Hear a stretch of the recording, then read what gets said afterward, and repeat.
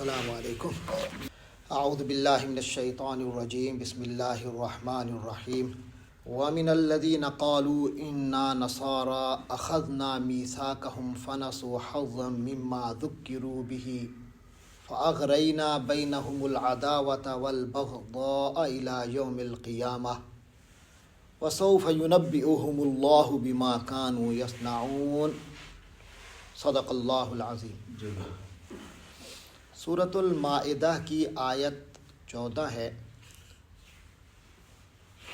وعدوں کو پورا کرنے کے حوالے سے یہ سورت شروع ہوئی تھی۔ گزشتہ آیت میں بتایا گیا کہ اللہ تبارک و تعالی جو اپنی کتاب عطا فرماتا ہے کسی قوم کو تو یہ وعدہ ہوتا ہے کہ میں اس کتاب کو پڑھوں گا، سمجھوں گا، عمل کرتا رہوں گا، اس کتاب کو آگے پھیلاؤں گا۔ مگر یہود کی صورتحال یہ تھی کہ انہوں نے اپنے وعدوں کو توڑا، جن میں ایک وعدہ یہ جو کتاب والا ہے، انہوں نے اللہ کی کتاب جو پائی تھی تورات کی شکل میں، اس میں تحریف کر دی، اس کے الفاظ کو بھی جہاں موقع ملا بدلا اور ان کی ادائیگیوں کو بدلا۔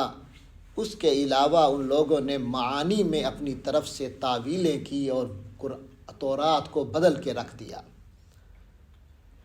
تو بہرحال اس کے بعد جب نبی پاک صلی اللہ علیہ وسلم تشریف لائے، ان سے وعدہ تھا، ان کے رسولوں سے، نبیوں سے وعدے لیے گئے تھے، تو انہوں نے ان وعدوں کی بھی پرواہ نہ کی اور نبی پاک حضرت محمد صلی اللہ علیہ وسلم کے ساتھ دغا بازی کی، اور روز روز اے نبی آپ کو ان کی دغا بازیوں کا پتہ چلتا رہتا ہے۔ آپ ان کو ابھی کچھ سزا نہ دیں، معاف رکھیں، درگزر کریں، احسان کا معاملہ کریں۔ یہ چیزیں پہلے گزری ہیں گزشتہ آیت میں۔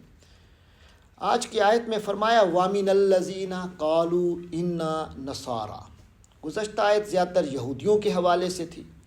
فرمایا اور کچھ لوگ ایسے بھی ہیں جو کہتے ہیں کہ ہم نصارہ ہیں، یعنی حضرت عیسیٰ علیہ السلام کے ماننے والے ہیں، عیسائی ہیں جو لوگ اپنے آپ کو نصارہ کہتے ہیں۔ فرمایا اخذنا میثاقہم، ان سے بھی ہم نے وعدہ لیا تھا، ان سے بھی بڑا مضبوط عہد لیا تھا۔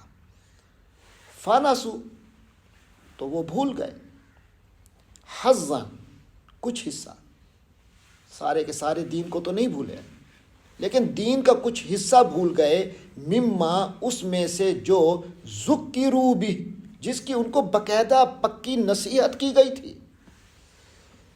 توحید سب سے پہلا عقیدہ جس کے لیے ہر قوم کو، امت کو نبی تاکید فرماتے ہیں، توحید کو ہی انہوں نے بھلا دیا۔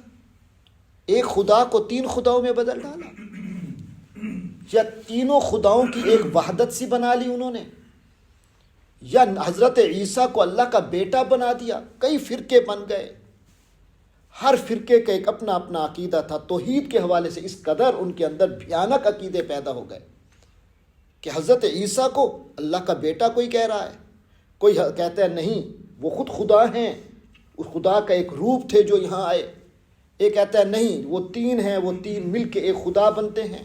تو مختلف عقیدے ان کے سامنے آئے۔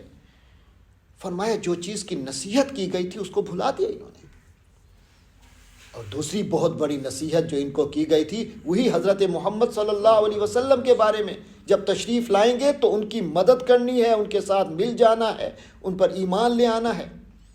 فرمایا یہ بھول گئے۔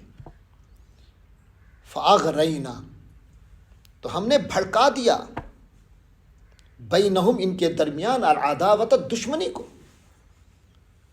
جب یہ اللہ کے وعدے کو بھولیں گے، بے شک اس کا کچھ حصہ بھول جائیں، کیونکہ دین تو پورے کے پورے کے لیے ہے، دین کچھ حصہ نہیں ہے، دین کو تم بائی پارٹس نہیں کر سکتے۔ تو فرمایا ہم نے دشمنی، العداوت، دشمنی، والبغضاء، اور کینہ، آپس کے جو کینے ہیں، دلوں کے اندر میل ہے، ان کا بڑھا دیا، آپس میں لڑتے رہتے ہیں۔ یہ کرسچینٹی جو ہے الی یوم القیامہ، قیامت تک ان کا یہی حال رہے گا، خود کرسچینٹی متحد کبھی نہیں ہوگی۔ یہ اللہ نے ہمارے سامنے ایک مثال رکھی ہے اور پھر ہمیں دیکھنا ہے کہ اب ہمارے باہمی دشمنیاں کیوں ہیں، وہ وجہ ہمیں نظر آ رہی ہے کہ پرانی امتوں میں جو باہمی دشمنیاں اور ایک دوسرے سے کینے تھے، اس کی وجہ کیا تھی؟ کہ اللہ کے وعدوں کو بھلایا۔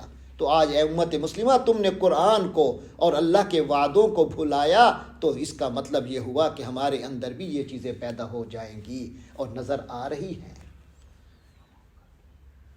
پھر آخر میں فرمایا وَسَوْفَ يُنَبِّئُهُمُ اللَّهُ، اور اللہ تبارک و تعالیٰ ان کو باخبر کرے گا، بتائے گا، خبردار کرے گا بما کانوا یصنعون، جو کچھ یہ کیا کرتے تھے دنیا کی ہمہ ہمی میں، دنیا کی رونقوں میں، دنیا کے معاملات میں الجھ کر بھول جاتے ہیں کہ ہم کیا کر رہے ہیں، اس کے کیا نتائج نکلیں گے، اللہ کو کتنا بھول گئے ہیں، کتنا یاد کیا ہوا ہے، سب چیزیں نظر انداز ہو جاتی ہیں۔ لیکن فرمایا قیامت کے دن یہ سارا ریکارڈ ان کو دوبارہ دکھایا جائے گا، کہ تمہارے سامنے پیش کیا جائے گا کہ تم کیا کرتے رہے، جس کے یہ نتائج بھگت رہے ہو آج۔